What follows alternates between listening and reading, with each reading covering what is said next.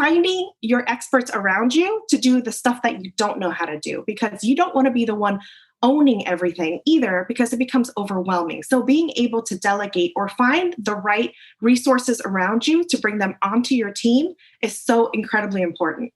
And that's what people need to realize is you don't have to do this on your own. You don't have to be a team of one, just like you're like publications, medical publications, evidence-based practice. You never see just one author on this 50-page publication. You always see multiple authors, and you see multiple authors from different organizations as well. You don't see them from one hospital. You see them from multiple large hospitals, because everybody comes from a different perspective. And bringing the strong team together and putting them together into a group to create this wonderful product or this wonderful publication is exactly what you need to do, is even knowing what your resources are around you so you're not overwhelmed. Exactly. Especially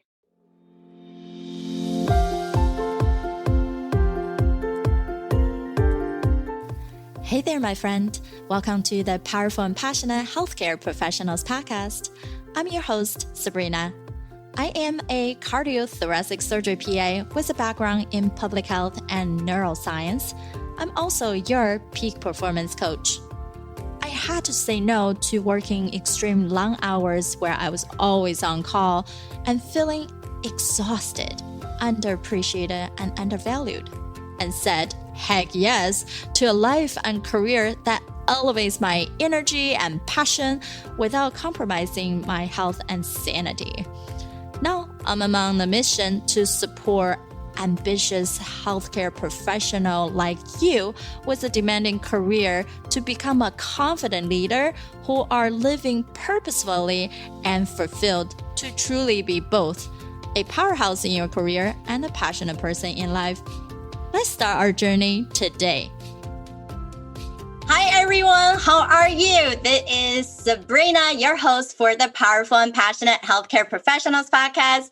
And today we have another exciting speaker, and Dr. Jasmine, and she is a nurse practitioner. Her story is really, truly amazing. And it's something that, especially during now time, the round of having so much Asian hate crime happening, and to see someone who is a first generation Asian American who's born to Vietnam, refugee actually, but refused to just stay into the cocoon that she was in. So she was so much uncertainty while she was growing up, and to a culture that's so unfamiliar to her, and she struggled. She worked through that, right? Being the only daughter in the whole neighborhood of no Asian in it, and then going through high school and breaking free from the mold of what she's in. Guess what? She went into the military. And at a very early age, she had 2 beautiful kids and really helped her husband at the time, who's also in the military, to be enlisted, to be fighting the war while she's taking care of her babies. And then she decided it's time for her. It's time for her to show up and boss up and get herself degrees in nursing, and eventually became a leader in the nursing field and truly stand up. And now she is a creator and host of the show Comfort Kills, where she continued to challenge the status quo by sharing inspirational stories of unimaginable loss, unbelievable courage, and undeniable miracle. So I so love it. Jasmine is here with us to talk about leadership, talk about mindset, talk about different transformation of being a different culture, being first generations. How can we continue to empower ourselves and not feeling like we're just in the strange land? So welcome, Dr. Jasmine. Thank you. Thank you so much, Sabrina, for having me here. Just wanted to really quick correct the beginning part where it said nurse practitioner. Not a nurse practitioner by trade. I'm a registered nurse by trade with a doctor in nursing practice. So the confusion there lies that most people are nurse practitioners to start off with, but I'm actually nurse executive route. So just wanted to clarify that so that I am not having stolen valor here. But very, very excited to be here to represent the nursing field as a whole. And yes, I've done a lot of things, but I finally decided it was time to boss up and really just take charge of my own life and my own career, and just kind of went straight forward and went for it with kids and everything. So thank you for having me here. Yeah. So me and Dr. Jasmine actually met on Clubhouse. So for people who don't know the app, it's only an Apple product. It's audio only. You can make it rooms and discuss and meet. Really great for networking. So I've been hosting a room called How Asian Women Boss Up, where it's a comfort room to share your gratitude for the day or the past week and how are you bossing up in the world. So she jumped in and then share her story. And then let's connect since we're all in healthcare and just working in different field, different way. So how can we really power ourselves, no matter what culture we're really coming from, right? Even Asian as a whole, there's so many different countries. Yes, exactly. So many different countries, so many different walks of life, so many past history, whether it's refugees from leaving war, whether it's communism, whether it's, genocide. There's so many different reasons that we all kind of ended up here in North America, whether it's America or Canada. And we're here now, and we're all just taking advantage of that American dream and doing what our parents could have never dreamed for us. And I think essentially that's what it is being able to live out these dreams that my parents fought so hard to find for us. Exactly. Also, that sometimes it's a holdback for us in a sense of, wow, my parents suffered so much to get us here. Exactly. Right? Yeah. And then how am I going to perform so they can be proud? They can know that I'm in the safe route. So how do I identify myself on what I need to do and achieve and not be seen as you didn't do enough? So I feel like some of us do hold that really strongly to not maybe step up into a level as approved, appropriate. Right? Yeah. Or even some of the question that I got, which sometimes I kind of feel a little bit offended, is like, oh, you're just a model minority. Oh my goodness. Did you go to medicine just because your parents want you to? Yeah. Have you ever got that question? I have actually. And there was an Asian business that sold t-shirts, and she actually was marketing a t-shirt that says "not your model minority," and I bought the shirt. I was just like, because I wanted it to really prove something. Everybody thinks that because we're Asian and it school just seems to come a lot more naturally for us. I don't think that's necessarily true. I think everybody from every race has their own ability to reach for the fullest, and it's how bad you want it, so whether it's nature versus nurture, whether it was innate in you to always have higher IQ and be able to just grasp math and science and everything else easily, or is it something that you had to really study hours and hours and hours to get there? But we all had our own struggles in our own kind of way. And, to think that a model minority gave it an easy path for me, that's not true. Because like you said earlier, Sabrina, I joined the military after high school. I was probably one of the biggest disappointment an Asian parent can have is not going directly into college and pursuing the ultimate American dream of having a college degree. I joined the military. I was just like, you know what? I'm going to enlist and I'm going to do it this way because my recruiter says I can go to school too, which is not always 100% the truth. So I joined the military instead, and that became my career. So my parents coming from Vietnam and my dad having been in the South Vietnamese army there was this huge misunderstanding of what being in the military meant for them, because they were afraid it meant that I was always going to be at war. I was always going to be in danger. And so there was a lot of fear behind my decision of doing that from their perspective, but I ended up doing it anyways. I felt like I owed this country that I was raised in something, and I wanted to just kind of give back to my community, give back and be a patriot and give back my time. We lost so many American troops and soldiers and troops in general. And I just felt like I owed something to this country and this nation that created a life for me here. So that's what I did. But then eventually got out of the military and then went to school and then did what I should have done at 18. But I'm glad that I had the experience that I did, because I grew up a lot. I grew up learning a lot of things. I became very independent, and it was definitely a different mindset coming out of the military, having that instead of going straight to college and doing what some of my friends were doing who didn't finish college. And so, ended up succeeding in the end anyways. Exactly. It's all about the course we get to drive. And at the end of the day, no matter how much of an external expectation there are, casting us in this little perfect bubble that we have formed. And we still have to be the one who make that ultimate decision on what's the next step. So just like a lot of clients I work with, people have broke away from a larger organization, or they decided, hey, I see a difference. I see something can be improved. So I'm going to step up because clearly nobody else wants to step up. People like the status quo, right? That's comfort. And just like your show killed the comfort, how do you going to overcome that? Sometimes when you get out of that comfort cocoon, it's going to be rocky. It's going to be unfreaking comfortable. But if without the uncomfortableness, you're not going to change into the next thing that can be less time cost and more revenue and more effective on how we're treating ourselves and our patients, our team, right? And then at the same time, we have to consider it's not all about constantly adapting new information. As healthcare professionals, we're so good at learning and so wanting to be a bookworm sometimes, right? Like, oh, this is exciting. Let's learn this. But if you're learning too much and you're not extracting the right information, then it's also useless. It's really waste of time. Exactly. Yeah. So like, I remember like last week when I work on this specific exercise with one of my clients. So she is a functional medicine doctor, and then especially on gut health. So what she looked at, we were talking about how do you really live in your desire zone? So you're not pivoting into the distraction zone or this interest zone, because guess what? Those zones going to make us procrastinate, lose momentum, and then we are actually turning our passion career into a prison that we created for ourselves. And you can't even complain now because then you kind of like broke away, right? You're your own boss. Yeah, exactly.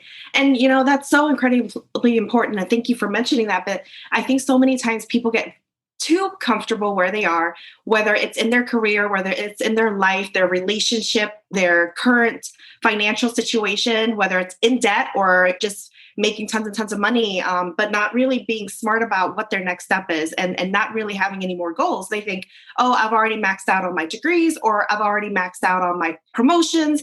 And they don't think the next level. There's always going to be another level up from where you are, whether you see it, and it's tangible in front of you, or whether it's something you have to create yourself. It's always going to be there. And you always have to just keep pushing yourself. And I think, that was one thing that I, even though they tell me now, like having my doctorate is my, terminal degree, there's nothing else I can do. Guess what? I'm going to find something to do. I am a bookworm. I am, a student for life. I am always going to continue learning. And so I'm looking at different ways to expand my creative writing. And where can I take creative writing classes? It might not be a degree, but it's still education and it's still bettering myself. And so definitely always a way for you to continue to exceed what you've done before, because they say, the richest place on the earth is at the graveyard, where everybody's hopes and dreams goes and dies with them because they didn't act on it, or they didn't have time to act on it, or they didn't make it a priority to act on it. And so definitely incredibly important to just be able to step away from all of that and do something different. And even like you were saying too, Sabrina, is being able to read as healthcare providers and healthcare clinicians, reading and saying, oh, this is great, evidence-based practice, implement, but are you really sustaining, or are you just throwing the next shiny object on, but not carrying it through? Because if you sustain and carry through certain types of projects, you may actually see major quality outcomes for your patients. And so, let's not keep jump, but like really master what you're doing before you jump onto the next thing too. Right, exactly. We wanted to be the expert, the thought leader in our field, not master of none, right? If you're jack of trees and the master of none, why would people come to you, not the next door person, right? Who does the similar things? If we cannot pivot ourselves into that unique perspective, unique self on how we helping those patients, helping our colleagues, helping our community, now what is your really true mission in life? How do you even identify that? And as we're learning these new skills, it should be targeted back to that aim that you have, right? For Dr. Jasmine, she loved writing. So it makes sense for her to take more classes to improve her writing skill. But not all of us should be a writer. Sometimes writing can be really boring for people. So like myself, I'm never a writer, but I published a book with a collaborative effort with 17 other Asian women. Yep. And that also we did it in a way of interviewing style. So there are ways for you to be able to push if you wanted to write, if you want to publish, but not to say everyone has to taking a writing skill, because you can also do what? Have a chapter, have a book, send it out to people like Dr. Jasmine who love reading and editing, and or these professional editors, and they can fix it all up and make it beautiful for you, and not having the ickiness of like, oh, what am I going to do? Right? Exactly. That's a great point, right? And so one of the things that I've been speaking to a peer about is like, she's in direct sales, but she says, in doing direct sales and I don't understand how to promote this on social media or do that, or I don't have time for that. And so maybe this just isn't for me. And so I'm thinking, well, you got into this because you had interest. You got into this because you wanted an extra stream of income. But now the only thing that's deterring you is social media marketing. So if that's the case and you feel like you can work it into your budget, why don't you attempt having a manager to manage your social media content for you? And so then you push it off to them, say, I need you to do, give them something to do. I need you to do 3 posts a day about this on a Monday, about this on a Tuesday, whatever the case is. But finding your experts around you to do the stuff that you don't know how to do, because you don't want to be the one owning everything either, because it becomes overwhelming. So being able to delegate or find the right resources around you to bring them onto your team is so incredibly important. And that's what people need to realize is you don't have to do this on your own. You don't have to be a team of one, just like you're like publications, medical publications, evidence-based practice. You never see just one author on this 50-page publication. You always see multiple authors, and you see multiple authors from different organizations as well. You don't see them from one hospital. You see them from multiple large hospitals, because everybody comes from a different perspective. And bringing the strong team together and putting them together into a group to create this wonderful product or this wonderful publication is exactly what you need to do, is even knowing what your resources are around you so you're not overwhelmed. Exactly.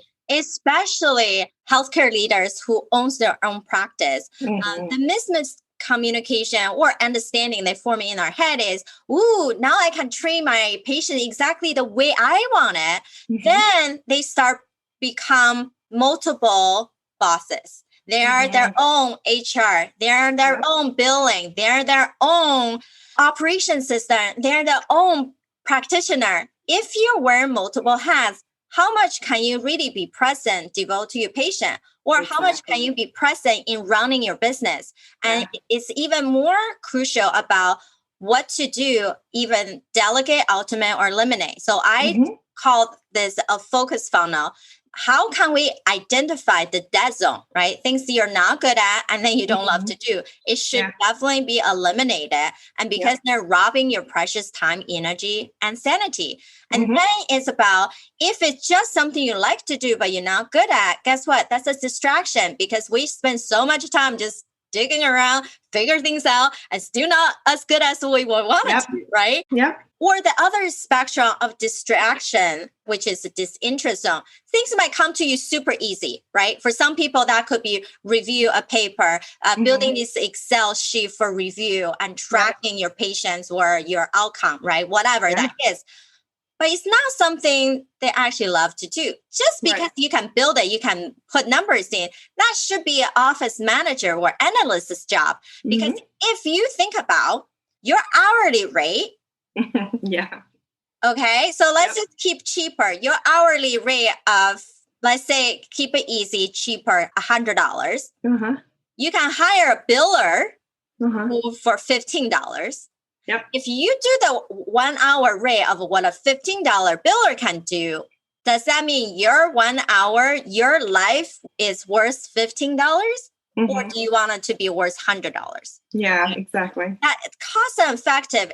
And then you have to consider how much time you have lost, not do what you love to do with your patients, with your ultimate, like managing all your other practitioners in your under you that's looking up to you for you to grow, right? How detrimental is that? Do you really have time? Can you really afford now to fix this issue, right? Or you're just coming up with excuses of not doing it again, right? Yeah. And so really truly understand you worth more. It's not just about like, oh, I don't want to hire someone. I feel like I just need to keep pushing forward because I don't have resource. No, resources everywhere. Just like what Dr. Jasmine said, you can find people who has those resources to help you, but not trapped in this lack state. We're not ever gonna be in the lack state if you continue to say you are. If you say, I am able to be resourceful and have plenty of knowledge and plenty of help, then you can get into the next level and keep going, right? So be able to say, focus funnel, eliminate, then guess what? Automate, and then delegate. Woo, right? Like the trusting side of us. And then figure out what can you do that will produce your time versus robbing your time, right? And then, so I also would love for you to just chime in a little bit more on when you realized you wanted to step up as a leader, what was the thing that made the shift to say, hey, I better step up now? The shift happened when I had a leader that wasn't so great. And being in the military or being a military wife after having become a nurse, it was, or not after, but before, but the timing of it and the movement and the relocation showed me lots of different types of character in different types of regions in the United States. And coming from where I started as a registered nurse to where I ended up midway into my career, I had very many variable leadership. I had some really, really amazing leaderships that I came from under. And then I had some leaders that I was just like, how did she even get this position? Or how did he even make it here? You know, like there are some people who are really good at, I don't know, maybe just blowing smoke and not necessarily producing anything. And then there are other people who are excellent leaders. And then there are those who are not really leaders, but they're just there because it was a popularity contest, I almost feel like. And that's what led me into leadership. And I just said to myself, you know what? I'm ready to take the next step and go into leadership and try this route, because I feel like I would have handled that situation, that staffing situation, that parent situation, that patient situation so differently if I were in that person's shoes. And I don't know if this comes naturally because I am the middle child and the only daughter in an Asian family. And so I'm the most vocal one, or I'm the most attentive one. Or if it came from me just being in the military and having leadership skills instilled in me to know to take initiative, to know to take action, and not just let things kind of snowball up. And so I decided to take on a leadership position. And I actually left the hospital setting and took on a healthcare corporate position in addiction treatment. And it was the first leadership position that I got. And I learned a great deal about being a leader of multidisciplinary types skill sets. And then also I learned a lot about business because it was corporate healthcare. And between the two, it really gave me a very strong foundation. And so when we moved again, I just kept pursuing the leadership position. And, and here I am now. So I went into leadership because I saw a need for it. And I felt an itch to be a part of that and to be the good type of leadership that's out there, and not so much the ones that's just there for the paycheck and for the day to day. I want to be the one that's actually there caring for my people and understanding how to put a team together, finding the strengths and weaknesses of all of my different people and helping them grow, empowering them to be better people. I'm a huge advocate for education. So I'm always telling my staff, go back to school when you're ready. Like, when are you ready to go get your master's? When are you ready to go do the next step? And so I'm always advocating for them to push themselves. And I think because of that, it makes me, personally, I think I'm a great leader. And so I really enjoy what I do, and I've had really great feedback so far. So that's what really led me there. And I don't plan on leaving the leadership area. I really, really enjoy it.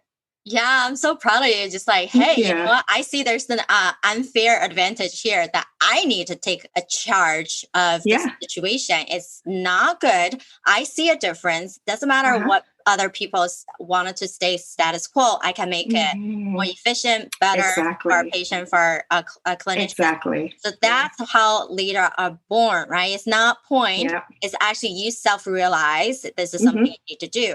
So that's amazing. So I know for our speakers on the show, you guys are experts in different ways, but it's really difficult for us to be experts in all areas of our life. So that's why I asked our speaker to take a quick 3 minutes self-assessment, which I took 10 questions out of the 100-question deep dive with my clients just to have a quick thinking, right? Yeah. We know self-determination theory tells us the more aware our own motivation, our own self, then it helps us to be more persistent, resilient, right? Perform higher. So what did you thought about when you took the assessment? Anything you would change right now?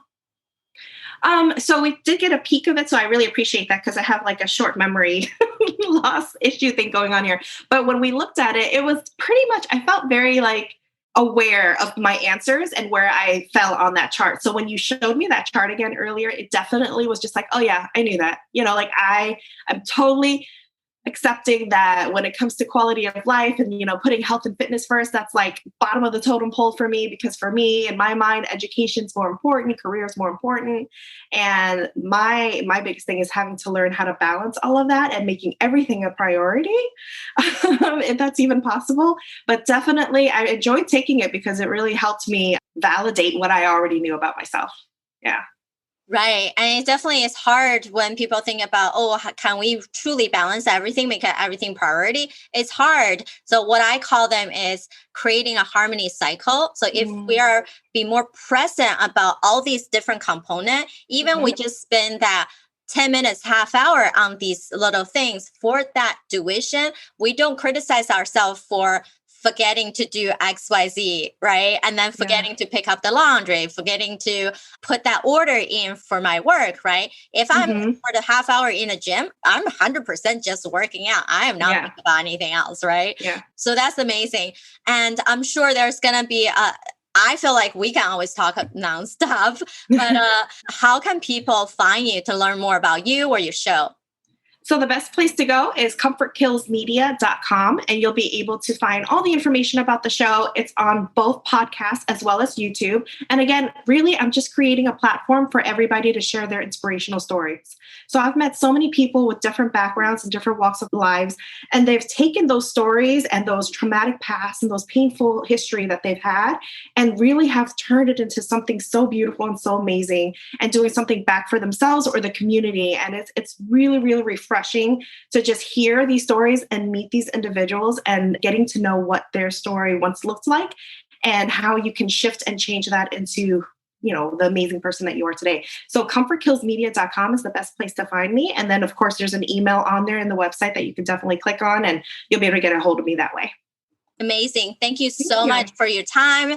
Thanks everyone for listening in. And if you enjoyed today's show, please leave a review on iTunes. We would love to hear your thoughts, what you love about it, and then what other topics that you like us to provide for you so I can find the speaker, the experts to help you to get there. Until next Thursday. Bye-bye.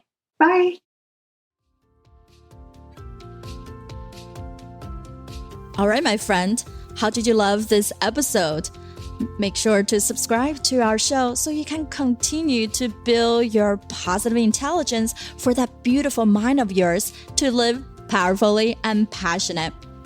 I know this is just the tip of the iceberg. You probably have a lot more questions on actually how do I implement those things into my own life? Well, this is the solution.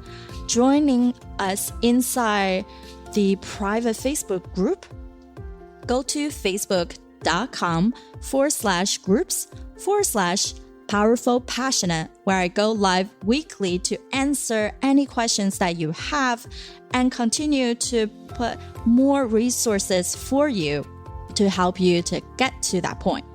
You can be both powerful and passionate, where you're no longer working on any mundane work and truly focusing on the things that matter.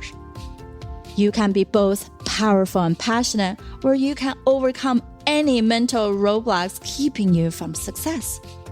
You can be both powerful and passionate, where you feel energized from the moment you woke up to the time you go to bed.